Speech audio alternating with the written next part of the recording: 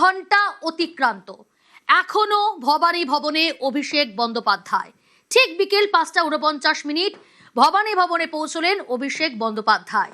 নির্ধারিত সময় আদালতে দিয়ে দেওয়া যে ডেডলাইন, ছটার ঠিক 11 মিনিট আগেই ভবানী ভবনে পৌঁছলেন অভিষেক বন্দ্যোপাধ্যায়। 5:54 ভবানী ভবনের ভেতরে ঢুকলেন অভিষেক বন্দ্যোপাধ্যায়। সিআইডি আধিকারিকদের মুখোমুখি অভিষেক বন্দ্যোপাধ্যায়। একের পর এক প্রশ্নের মুখে অভিষেক বন্দ্যোপাধ্যায়।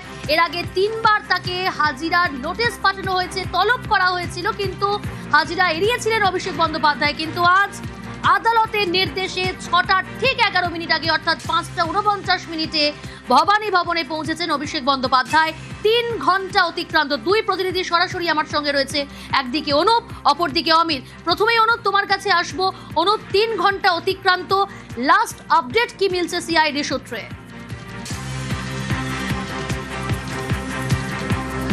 দেখো, 3 ঘন্টা অতিক্রান্ত, এখন অভিষেক বন্দ্যোপাধ্যায় তাকে দফায় দফায় জিজ্ঞাসাবাদ করা হচ্ছে সিআইডির পক্ষ থেকে। যে সিট গঠন করা হচ্ছিল, সিটের পক্ষ থেকে ডিআইজি পদমর্যাদা আধিকারিক 5 থেকে 6 জন, যারা কিন্তু এই অভিষেক বন্দ্যোপাধ্যায় তাকে জিজ্ঞাসাবাদ করছে। অভিষেক বন্দ্যোপাধ্যায়কে বিধানসভার যে সই জালিয়াতি মামলা, সেই মামলা ইতিমধ্যেই বারবার তলব করা হয়েছিল। প্রথমবার তিনি এতে অসুস্থতার কারণ দেখিয়ে গড় দিচ্ছিলেন, কিন্তু পরবর্তী ক্ষেত্রে তিনি দিল্লিতে তার কর্মসূচি বলে, দলীয় কর্মসূচি এমনটা জানিয়েছিলেন। তার পরবর্তীতে তৃতীয় যখন নোটিশ করা হয়, তিনি কেউ জানিয়েছিলেন রাহুল গান্ধীর সঙ্গে তার বৈঠক, সেখানেও তিনি আসতে পারবেন না। শেষমেশ দেখা যায় যে হাইকোর্টে যখন মামলা করা হয়, পরবর্তীতে রক্ষা কবচ মামলার আবেদন করা হয়। তার পরবর্তী ক্ষেত্রে দেখা গেল যে বিচারকের নির্দেশ ছিল সন্ধ্যা 6টার মধ্যে অভিষেক বন্দ্যোপাধ্যায়কে হাজির হতে হবে, হাজিরা দিতে হবে। এবং অভিষেক বন্দ্যোপাধ্যায় দুপুর 2টোর বিমানে কলকাতার উদ্দেশ্যে রওনা দিলেন দিল্লি থেকে। তার পরবর্তীতে 4:15 ঘড়ির কাঁটায় তিনি কলকাতায় আসলেন এবং তারপরে সেখান থেকে কালীঘাটের বাড়ি, এবং ঠিক 5টা যখন 49 তা দেখা গেল সেখান থেকে বেরিয়ে সোজা ভবানী ভবন তিনি প্রবেশ করলেন। এবং তখন থেকেই যেহেতু কোর্টের নির্দেশ ছিল, তাকে দফায় দফায় জিজ্ঞাসাবাদ করা হচ্ছে। বিধানসভার যে সই জালিয়াতি মামলা, যেক্ষেত্রে একাধিক বিধায়ককে জিজ্ঞাসাবাদ করা হয়েছিল, একাধিক বিধায়ক যখন তাদের বক্তব্য বয়ান অনুসারে রেকর্ড করা হয়েছিল, সেই সমস্ত বয়ান দেখিয়ে অভিষেক বন্দ্যোপাধ্যায়কে দফায় দফায় জিজ্ঞাসাবাদ করে। তার কারণ দলের সাধারণ সম্পাদক অভিষেক বন্দ্যোপাধ্যায়, সেক্ষেত্রে যখন এই বিধানসভায় সই জালিয়াতি মামলা হয়েছিল, পরবর্তী ক্ষেত্রে একাধিক বিধায়ককে জিজ্ঞাসাবাদ করিল। প্রত্যেক ক্ষেত্রে কিন্তু পরবর্তীতে দেখা যায় যিনি বিরোধী দলনেতা ঋতব্রত বন্দ্যোপাধ্যায়, তিনি কিন্তু গোটা বিষয় আরও স্পষ্ট করেছিলেন। তারপর থেকেই দেখা গেছিল যে একাধিক দলীয় যারা নেতৃত্ব, তাদের বাড়িতে বয়ান রেকর্ড করার জন্য সিআইডি আধিকারিক তারা কিন্তু সেখানে পৌঁছে গেছিলেন। কিন্তু অভিষেক বন্দ্যোপাধ্যায় তাকে যখন জিজ্ঞাসাবাদ তলব করা হতো, তিনি গড়ে দিচ্ছিলেন। কিন্তু অভিষেক বন্দ্যোপাধ্যায় নির্দিষ্ট সময় 10 মিনিটের আগে যখন তিনি এসে পৌঁছন, ঠিক সন্ধ্যা 6টা থেকে তাকে জিজ্ঞাসাবাদ প্রক্রিয়া শুরু করা হয়েছে এবং তার প্রত্যেকটি বয়ান ভিডিওগ্রাফি করা হচ্ছে। তার কারণ অন্য যে সমস্ত বিধায়কদের বয়ান ছিল, সেই বয়ানের সঙ্গে অভিষেক বন্দ্যোপাধ্যায়ের বয়ান মিলিয়ে দেখা হবে। অন্যদিকে দেখলে দেখা যাবে প্রত্যেক ক্ষেত্রে দেখা যাচ্ছিল অভিষেক বন্দ্যোপাধ্যায়কে যখন তলব করা হয়েছিল, তিনি আসেন এবং সেক্ষেত্রে যে সিট গঠন করা হয়েছিল সিআইডির পক্ষ থেকে, সেই সিটের ডিআইজি পদমর্যাদা আধিকারিক থেকে শুরু করে 4 থেকে 5 জনের বেশি আধিকারিক রয়েছে, তারাই অভিষেক বন্দ্যোপাধ্যায়কে আজকে জিজ্ঞাসাবাদ করছে। কিন্তু দফায় দফায় জিজ্ঞাসাবাদে কয়েক ঘন্টা অতিক্রান্ত, এখনো অভিষেক বন্দ্যোপাধ্যায়কে জিজ্ঞাসাবাদ করা হচ্ছে। আরো বেশ কিছু সময় লাগবে এমনটাই জিজ্ঞাসাবাদ পর্ব যে দীর্ঘক্ষণ চলবে তার বলার অপেক্ষা রাখে না। 3 ঘন্টা অতিক্রান্ত, ভবানী ভবনে সিআইডি আধিকারিকদের মুখোমুখি অভিষেক বন্দ্যোপাধ্যায় সই জাল তদন্তে। নিজেকে হুইসেল ব্লোয়ার বলে যিনি বলেছিলেন, সেই ঋতব্রত বন্দ্যোপাধ্যায় গত 2রা জুন ঠিক কি মন্তব্য করেছিলেন বিরোধী দলনেতা ঋতব্রত বন্দ্যোপাধ্যায়, সেদিনের বক্তব্যটা শোনাবো আপনাদের। ক্রাউন প্রিন্স তার নেতৃত্বে যে, এবং ধরুন এই যে সইজাল, ক্রাউন প্রিন্সের যে ক্যামাক স্ট্রিটে যারা কাজ করতেন, তাদের অনেককে ব্যাকডেটে রেজিগনেশন দিতে বাধ্য করানো হয়েছে। প্রবলেম হচ্ছে যখন মধ্যমেধা, একটা কর্পোরেট স্টাইলে মধ্যমেধার কিছু লোক, তারা হচ্ছে একটা ডিক্টেটরশিপ চালায়, তার ফলাফল হয়েছে। আমরা তো সই করতে গিয়ে দেখেছি যে ওখানে যে নেই তার নাম ব্লক লেটারে লেখা আছে। লোকে বেঈমান বলতে পারে, গদ্দার বলতে পারে, কেউ রাস্তায় চোর চোর বলছে না, গণপিটুনিও দিচ্ছে না, চোর পিটুনিও দিচ্ছে না। নামটা তো আমার সই নয়, আমি নাম লিখেছি, আইডেন্টিফাই হবে কি করে? আমার সিগনেচার দেখে তো আইডেন্টিফাই না হতে পারে, তারপর সই করেছি, এটাই প্রসেস। আর আজকে কি বললেন ঋতব্রত বন্দ্যোপাধ্যায়, শোনাবো আপনাদের। অভিষেক বন্দ্যোপাধ্যায় শেষমেশ হাইকোর্টের নির্দেশ পাওয়ার পর তিনি পৌঁছলেন ভবানী ভবনে। অভিষেক বন্দ্যোপাধ্যায়কে নিয়ে ভাবার মতো সময় আমার কাছে নেই, আমি সময়ের দাম আছে, সময় নষ্ট করতে চাই না। অনুপের পাশাপাশি আর এক প্রতিনিধি অমিত রয়েছে আমার সঙ্গে। অমিত, 3 ঘন্টা ধরে জিজ্ঞাসাবাদ করা হচ্ছে অভিষেক বন্দ্যোপাধ্যায়, 3 ঘন্টা অতিক্রান্ত, ভবানী ভবনে সিআইডি আধিকারিকদের মুখোমুখি অভিষেক বন্দ্যোপাধ্যায়। কোন কোন প্রশ্নের মুখোমুখি অভিষেক বন্দ্যোপাধ্যায়, কি কি প্রশ্নমালা সাজানো হয়েছে, সিআইডি সূত্রে কি খবর পাচ্ছ? প্রথমে তোমাকে জানিয়ে রাখবো যে বিষয়টিকে ঘিরে এই বিতর্কের সূত্রপাত, অর্থাৎ 6 তারিখে যে মিটিং হয়েছিল, সেই মিটিংয়ের যে মিটিং রেজুলেশন বুক, সেই অরিজিনাল মিটিং রেজুলেশন বুক সেটি কোথায় গেল সেটি এখনো পর্যন্ত তদন্তকারী আধিকারিকরা সেটি হাতে পায়নি। 3টি সামান ইস্যু করা হয়েছিল অভিষেক বন্দ্যোপাধ্যায়কে এবং এই মিটিং রেজুলেশন বুকের অরিজিনাল কপি চাওয়া হয়েছিল অভিষেক বন্দ্যোপাধ্যায়ের কাছ থেকে। তিনি সেটা দেননি, এমনকি সেটি এখনো পর্যন্ত অধরা। গত পরশুদিন 2টি জায়গাতে অভিযান চালানো হয় সিআইডির তরফে, সেখান থেকেই মিটিং রেজুলেশন বুক অরিজিনাল কপি পাওয়া যায়নি। মিটিং রেজুলেশন বুকেই 6 তারিখের পুরো মিনিটস বা বৈঠকের পুরো সিদ্ধান্ত সেখানে কিন্তু উল্লেখ, এবং সেখানেই নাকি 70 জন বিধায়কের সই করা, এবং সেই সই করার পর সেই রেজুলেশন বুক অভিষেক বন্দ্যোপাধ্যায়ের লেখা চিঠি পৌঁছে দেওয়া হয়েছিল অধ্যক্ষের কাছে, বিধানসভা অধ্যক্ষের কাছে। এবং যে সমস্ত বিধায়ক সেখানে উপস্থিত হননি তারাই সিআইডির কাছে জানিয়েছেন যে তারা বৈঠকে ছিলেন না, তারা সই করেননি। এরপর 3 জন বিধায়ক, তাদের স্টেটমেন্ট যেমন রেকর্ড করা হয়েছে, তাদের হ্যান্ডরাইটিং স্যাম্পল কালেক্ট করা হয়েছে, সেই সমস্ত বিষয়কে সামনে রেখেই অভিষেক বন্দ্যোপাধ্যায়কে জিজ্ঞাসাবাদ করা হচ্ছে। এই মামলার অন্যতম সাক্ষী ফিরহাদ হাকিমের যে স্টেটমেন্ট রয়েছে এই মুহূর্তে সিআইডি কর্তাদের কাছে, সেই স্টেটমেন্টকে সামনে রাখা হয়েছে বিধায়ক সুভাষিস দাস, বিধায়ক বাহারুল ইসলাম, বিধায়ক অরূপ রায়ের মতো বিধায়কদের স্টেটমেন্টকে সামনে রাখা হচ্ছে। এবং মিটিংয়ে কি কি সিদ্ধান্ত হয়েছিল, কারা কারা উপস্থিত ছিলেন, যারা উপস্থিত ছিলেন না তাদের কেন সই সেখানে রেজুলেশন নোটবুকে করা হয়েছিল, কার অনুমতিতে সেই সই করা হয়েছে, কেন জালিয়াতি করা হয়েছে, এই বিষয়গুলোই কিন্তু প্রশ্নের মধ্যে রয়েছে।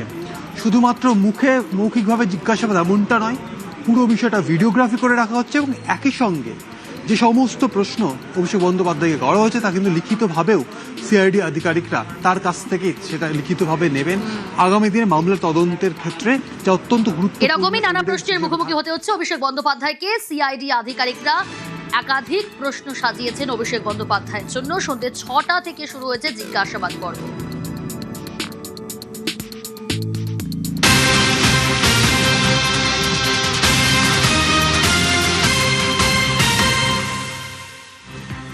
ক্রমশ চাপ বাড়ছে অভিষেক বন্দ্যোপাধ্যায়। অভিষেকের বিরুদ্ধে আরো এক মামলার তদন্তে সিআইডি। কোন মামলার তদন্তে সিআইডি, কি ঘটনা, বিস্তারিত জানার চেষ্টা করব। রৌনক রয়েছে আমার সঙ্গে। রৌনক, কোন ঘটনা, কোন মামলার পরিপ্রেক্ষিতে সিআইডির তদন্ত? আরো তো ক্রমশ চাপ বাড়ছে, একের পর এক চাপে অভিষেক। দেখো, একেবারেই ভোটের আগে অভিষেক বন্দ্যোপাধ্যায়কে একটি মঞ্চ থেকে বলতে শোনা যায় যে 7 তারিখের পর ডিজে বাজাবো। এই মন্তব্যকে কেন্দ্র করে পরবর্তীতে ভোটের ফলাফলের পর রাজীব সরকার নামে এক ব্যক্তি বিধাননগর সাইবার থানায় লিখিত অভিযোগ দায়ের করে। তিনি জানান যে এই ধরনের মন্তব্য বিশেষ করে সামাজিক মাধ্যমে উস্কানি ছড়ায়। এই অভিযোগকে কেন্দ্র করে পরবর্তীতে বিধাননগর সাইবার থানা একটি মামলা রুজু করে, এবং সেই মামলা ইতিমধ্যে সিআইডি নিজেদের তদন্তভার নিবে, এবং গতকালই বিধাননগর সাইবার থানা সিআইডিকে তার হস্তান্তর করেছে, কেস ডায়েরি হস্তান্তর করেছে। অর্থাৎ একদিকে যেমন সই জালিয়াতি কাণ্ডে সিআইডির তরফ থেকে খতিয়ে দেখা হচ্ছে, গোটা বিষয়টি তদন্ত করে দেখা হচ্ছে, পাশাপাশি এই যে উস্কানিমূলক মন্তব্য বিধাননগর সাইবার থানার যে মামলা, সেই মামলা অর্থাৎ ভোটের আগে উস্কানিমূলক মন্তব্যের জন্য এবার সিআইডি তদন্ত শুরু করছে। বিধাননগর সাইবার থানায় ইতিমধ্যে অভিযোগ দায়ের। গত 12ই এপ্রিল ঠিক কি মন্তব্য করেছিলেন অভিষেক বন্দ্যোপাধ্যায়, কি উস্কানিমূলক মন্তব্য করেছিলেন শুনুন। যারা বাংলাকে বঞ্চিত করেছেন, আমাদের লাইনে দাঁড় করিয়েছেন, আর আমাদের বাংলাদেশি বলে দাগিয়ে দিয়েছেন, 4 তারিখে রবীন্দ্রসঙ্গীতের সাথে হালকা করে একটু ডিজেও বাজবে। রবীন্দ্রসঙ্গীত তো প্রতিবার বাজে, তার সাথে হালকা করে একটু ডিজে বাজবে। এবার যারা বেশি লম্পজম্প করছেন, আমাদের সৌজন্যতা, আমাদের দুর্বলতা নয়।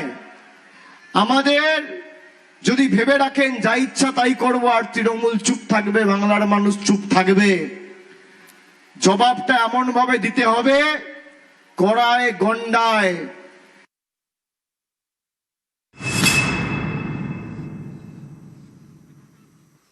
অভিষেক বন্দ্যোপাধ্যায়কে এবার এক হাত কল্যাণ বন্দ্যোপাধ্যায়। অভিষেকের ঔদ্ধত্যে কল্যাণ বন্দ্যোপাধ্যায়ের হুঙ্কার, বিস্ফোরক কল্যাণ বন্দ্যোপাধ্যায়। হয় অভিষেক নয় দল। মমতাকেও আলটিমেটাম তৃণমূল সাংসদের। অভিষেককে নিয়ে চললে মমতার দলে নেই, একেবারে নিজের অবস্থান স্পষ্ট করে দিলেন শ্রীরামপুরের সাংসদ কল্যাণ বন্দ্যোপাধ্যায়। একই সঙ্গে অভিষেক বন্দ্যোপাধ্যায়কে তীব্র আক্রমণ করলেন তিনি। অভিষেকের জন্যই দলের সর্বনাশ বলে তোপ দাগলেন কল্যাণ বন্দ্যোপাধ্যায়।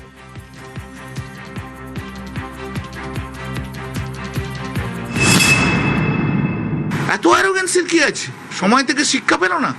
আমি তো ক্যামাক স্ট্রিটের এমপ্লয়ি নই। আজকে বুঝতে হবে যে ওর জন্য দলটা সর্বনাশ হয়েছে, সেটা যদি না বোঝে তাহলে আর কিছু করার নেই। ওর অ্যাটিটিউড, ওর অ্যারোগেন্স। আমি হচ্ছে পশ্চিমবাংলার নাম্বার 1 সৎ পলিটিশিয়ান, আমি বলে দিলাম। আর ওর জন্য আজকে আমাদের চোর চোর চোর চোর চোর চোর শুনতে হচ্ছে। Life is under threat. যেখানে যাচ্ছে সেখানে কেউ না কেউ ইয়ে করছে। পরশুদিনে এয়ারপোর্টে চোর চোর করে দৌড়ে এসছে। দিদি অভিষেককে নিয়ে চললো, অভিষেককে নিয়ে চলুক, আমাকে দরকার নেই। আর অভিষেককে বাদ দিয়ে দিদি চলে যদি, আমি দিদির পাশে আছি। অভিষেক বন্দ্যোপাধ্যায় এয়ার কন্ডিশন ঘরে থাকার ছেলে। অভিষেক বন্দ্যোপাধ্যায় তো আর জানে না কত পরিশ্রম করতে, কি করতে হয়। ও সবাইকে ধরে নিয়েছে ওরও ক্যামাক স্ট্রিটের এমপ্লয়ি। হবে না এসব, আমি পারবো না। আমিও সহ্য করতে করতে একটা সময়ের একটা ইয়ে এসে গেছি। 2022-এ আমি এই কথা বলেছি, আপনাদের সবাইকার কাছে সেই ভিডিও আছে। নতুন করে আমি কিছু বলছি না। আজকে এই বিপদের দিনে দাঁড়িয়ে আমি দিদির পাশে আছি। তাকে পর্যন্ত কিভাবে রেসপেক্ট করতে হয় সে জানে না। সে যদি না জানে আর তাকে জানতে হবে না। মমতা দিও বেছে নিক, কি করবে? অভিষেককে নিয়ে থাকবে না আমার মতো যারা অভিষেকের প্রতি যারা ক্ষুব্ধ তাদের নিয়ে থাকবে? This is hard decision to take. কল্যাণের পাশে দাঁড়িয়ে সরব কুণাল ঘোষ। কল্যাণ বন্দ্যোপাধ্যায় তিনি মমতা বন্দ্যোপাধ্যায়ের অত্যন্ত পুরনো দিনের সাথী, সৈনিক এবং দীর্ঘদিনের তৃণমূল কংগ্রেসের নেতা, সাংসদ, আইনজীবী। ফলে তিনি আইনজীবী হিসেবে কোন বিষয়টা তার মনে লেগেছে বা তিনি আহত হয়েছেন, সেখানে তিনি কি প্রতিক্রিয়া দিচ্ছেন তার উপর দাঁড়িয়ে আমি কোনো মন্তব্য করব না। এরমও হতে পারে পরবর্তীকালে আলোচনার মাধ্যমে এই বিষয়টা নিশ্চয়ই তিনিও প্রেক্ষিতটা হয়তো আলোচনার মাধ্যমে বুঝবেন। কিন্তু কল্যাণদার যে মন্তব্য করেছেন বা যে অবস্থান নিয়েছেন সে ব্যাপারে একজন আইনজীবী কি করবেন এ ব্যাপারে কোনো মন্তব্য করার এখতিয়ার আমার নেই। সেবাশ্রয় মনে আছে নিশ্চয়ই, অভিষেক বন্দ্যোপাধ্যায় আয়োজিত সেই সেবাশ্রয়, যে একসময় সুনাম অর্জন করেছিল ঠিকই, কিন্তু এর পিছনে নানান ফাঁদ এঁটেছিলেন অভিষেক বন্দ্যোপাধ্যায়। মাটি খুঁড়ে কোটি কোটি টাকা, এবার মাটি খুঁড়ে কোটি কোটি টাকার ওষুধ। ঘটনায় রীতিমতো শোরগোল ডায়মন্ড হারবারের হিঞ্চাবেরিয়ায়। বিজেপির দাবি ওষুধগুলি অভিষেক বন্দ্যোপাধ্যায় সেবাশ্রয়ের। চিকিৎসার জন্য বরাদ্দ ওষুধ ওখানে এলো কিভাবে, প্রশ্নের উত্তর খুঁজছে পুলিশ।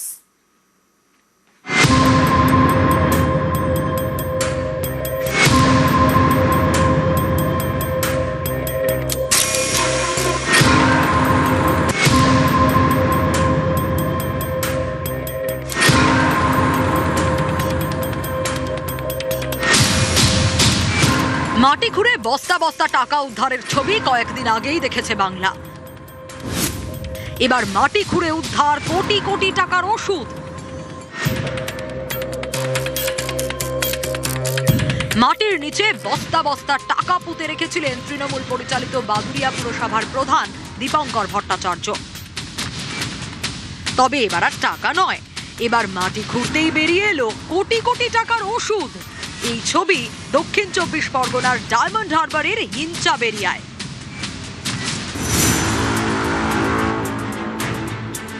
মাটি খুঁড়তেই উদ্ধার রাশি রাশি ওষুধ, যার দাম কয়েক কোটি টাকা। বুধবার ডায়মন্ড হারবারের হিঞ্চাবেরিয়ায় মাটি খুঁড়ে কাঁড়ি কাঁড়ি ওষুধ উদ্ধার করেন বিজেপি কর্মীরা।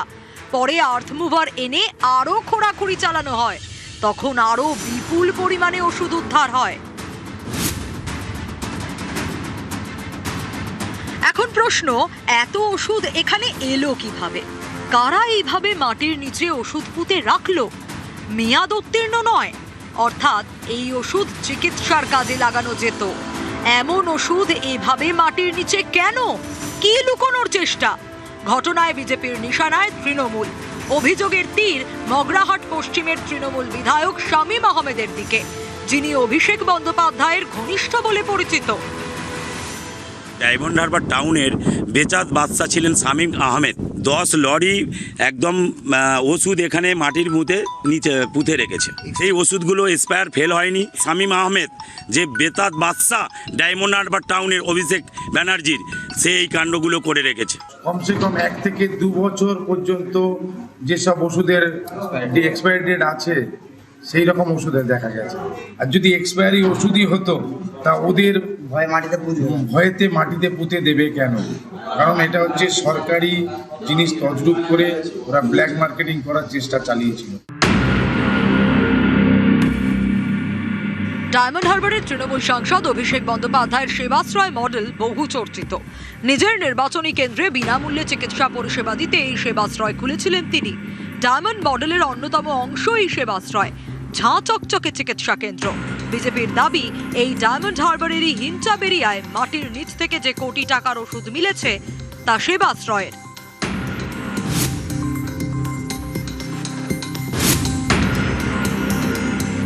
আমার কাছে যেটুকু নলেজে রয়েছে, ওখানে এগুলো সেবাশ্রয় ক্যাম্পেই ব্যবহার করা হয়েছিল।